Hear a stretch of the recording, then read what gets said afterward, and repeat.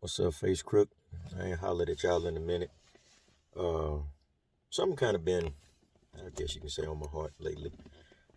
And that is, sometimes I often see people say, you know, um, things to keep private, like your relationship, your religion, your finances, whoop, whoop, whoop, whoop, whoop.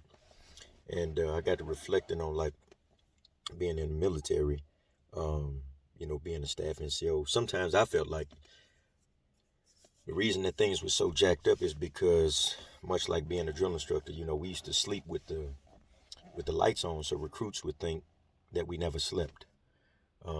We do things as staff NCOs sometimes. I don't really got an example right off the dome, but oftentimes, a lot of time, people going through life feeling like they doing things alone or they're the first ones to experience, and I feel like that's why the suicide rate, that's why the stress level, that's why the insecurities, that's why all of these negative things because we don't share enough.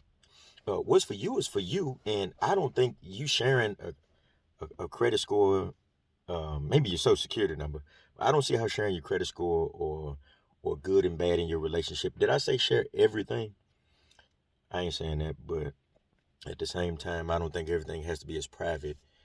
Your life really ain't that important. I mean, it is, and don't take it how it sounded, but you haven't succeeded in anything in life that anyone else hasn't succeeded in. You haven't failed at anything in life that anyone else hasn't failed in. Um, I saw a little meme the other day. I meant to share it, but I lost it already. But essentially, it was talking about the kernels of popcorn, and it was talking about you can put 100 kernels of popcorn in one skillet. It's all in the same grease at the same temperature, but they all pop at individual times.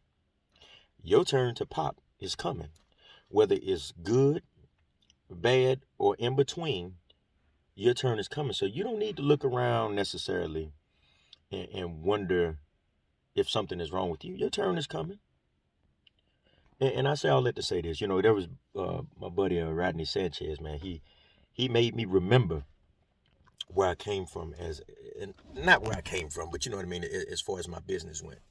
Where I was a drill instructor, sergeant instructor, whatever you want to call it, um, 37, 38 years old, doing cars, meaning washing them, buffing them, any you name it. I was shampooing cars in between classes of candidates. So much to the point where I got pulled in by the sergeant major, and they want to pull the brakes on how I spent my free time. Kept going, kept going, kept going, and years went by. I had bought a Bentley while I was there. Bought the Bentley, I got pulled in again, and I was told that they watching me, and that I need to be worried. And what am I doing? And I told them what I was doing, and they was like, "Well, if it's anything illegal, I'm just letting you know they watching you."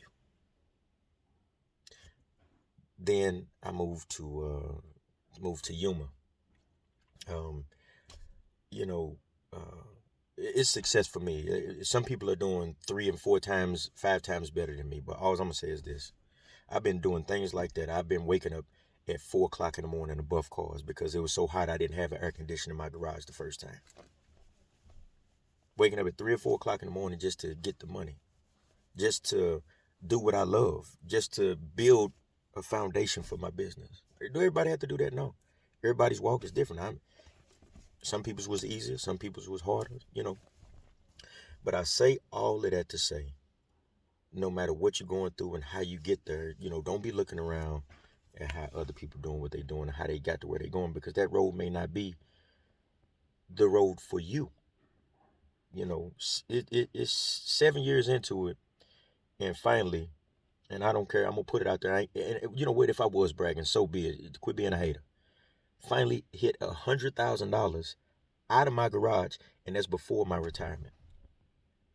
So I hit over $100,000 tinting, washing cars, as some may look at it, clear bronze ceramic coat out of my garage, doing what I love. Is that how everybody else get it? Is that the pinnacle of success? Maybe not for you, but for me. And then I'll say all that to say this: no matter what you see on Facebook, and I'm just talking about me, everything isn't what it may seem. So things may look peachy key and things may look great. You know, I have stressful moments. I had issues with my kids. I have um, moments of depression. You know, different things that trigger that depression. None of it got to do with no military shit.